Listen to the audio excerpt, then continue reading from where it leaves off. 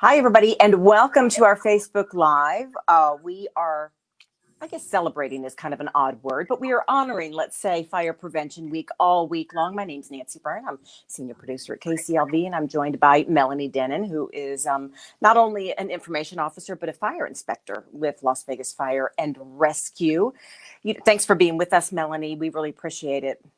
Thank you for having us. Last year alone, Las Vegas Fire and Rescue responded to 4,597 fires, and that's just in 1 year. So it's really important that we keep track of what's going on out there and how we can protect ourselves and our families. So let's start with the leading cause of fires. The leading cause of home fires is unattended cooking. So we have a lot of unattended cooking fires. The holidays are actually, we see an uptick in fires. Thanksgiving is the leading day for fires involving cooking equipment. So, when you're cooking, you want to stay in the kitchen. You don't want to ever walk away from your food, especially if you have an open flame. A lot of times people will, especially during the holidays, they have family over, they're imbibing a little bit, everybody's having fun, and it's easy to get distracted. Mm-hmm. And forget that you have food in the oven or on the stove. And that's what causes it. Right. And you and I did a story recently talking about senior citizens and fires. And sometimes they're on medications that others are not. And I'm speaking for myself, too. And if they walk away from the fire or walk away from the stove and maybe doze off or get distracted, that's another problem, too. Yes. They need to be extra careful. Yes, make sure you're not going to take any medications that can make you groggy or drowsy while you're cooking. It's best to take those, when you're not going to be, operating heavy machinery or cooking. Mm-hmm. And we also talked about an actual sort of dress code when you're in the kitchen, because a lot of people don't think about dangling sleeves, that sort of thing. Yeah. If you wear sweaters or bathrobes or something where you have, flowing sleeves or sleeves that dangle down, you reach over to try and mix something or stir something and you can catch your sleeve on fire, which will then burn your skin.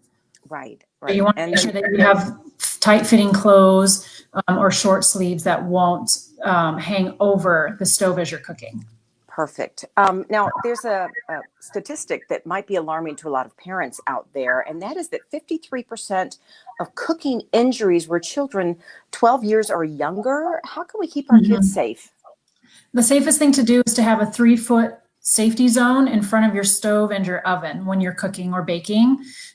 Children, they're curious, they want to help, especially if they're too short to see what's going on. They'll reach up, grab a pot or pan and try and pull the handle so they can either help or they can see what you're doing to try and from it.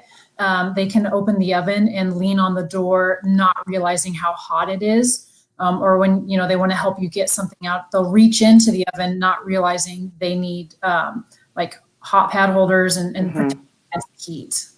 Right. So they're just trying to help, but it can actually end up hurting them badly. Yes. Well, the weather's getting a little nicer, at least theoretically. We're entering fall.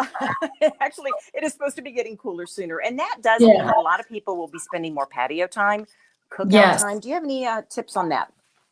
Definitely. When you're going to be cooking outside or barbecuing, you want to make sure that your grill is a minimum of 10 feet away from the building, any balconies or overhangs or any railings, especially if it's wood. You definitely want to make sure that you before you turn on the gas, you want to make sure that you open the lid of your grill so that way propane doesn't collect in there. You open it and try and light it, it kind of explodes in your face. Right. So you also want to check that. Always have a hose nearby in case you have a flare up and you need to use it. And if you happen to have coals, like a charcoal grill, make sure that your coals are completely cooled before you put them into a trash can. A lot of people don't realize that they're still smoldering underneath and they'll put them in a trash can, which will cause a fire, especially if they put it next to their home or inside their garage. Right. We hear a lot about garage fires for that very reason. That and fireworks, right, Melanie? Fireworks and hot coals. Yes, exactly. Many older homes in Las Vegas, and some people might find this surprising, don't even have smoke alarms. Can we talk about that and a program that the city is involved in to change that? Yes, a lot of homes that are over 30 years old do not have any smoke alarms in them. They were not required at the time. And some of the older homes that do have them only have 1 or 2 smoke alarms. So smoke alarms are your first offense of getting out of a house fire. It alerts you sooner. And the majority of fire deaths in the home are caused by non-working smoke alarms. So you want to have a sleeping area, each bedroom, and in the area right outside that, and on each level of your home. So if you have a 2 or 3 story house or even a basement, you want one there also. Exactly. Something like 35,000 homes do not have smoke alarms. Yes. Tell us Yes. about the program that's changing that and how many alarms have been installed in Yes. some of those older homes. We have a program. If you do not have working smoke alarms and you cannot afford to put them in your home, we will come install them for you.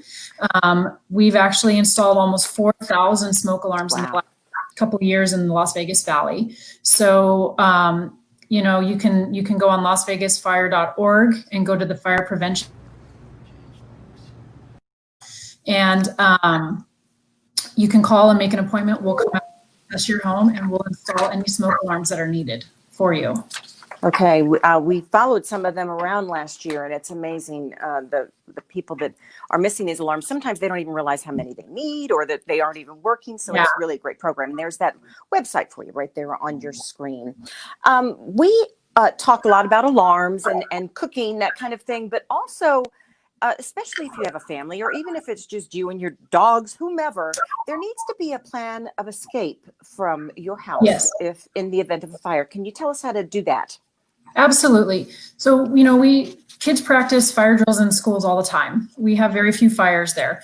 Nobody ever practices fire drills at home. So you need to practice exit drills in the home. You need to, especially if you have young children or even you're taking care of elderly parents, everybody needs to know 2 ways out of every room in the house. So you want to draw like a basic floor plan of your home with windows and doors and any way you can get out, and then make sure everybody in the home knows 2 ways out of every room in that home. Once you're out, you want to have a safe meeting place away from the home, across the street, at a neighbor's house, of the mailbox. That way, if you go out the front and a family member goes out the back door, you can meet together. That way, when fire crews arrive, they know is there somebody still in the house that's unaccounted for, or pets, anything like that.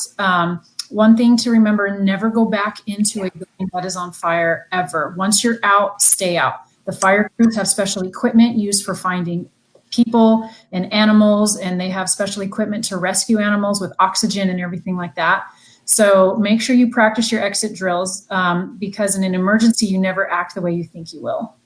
Exactly. So, and they are perfect. Equipped.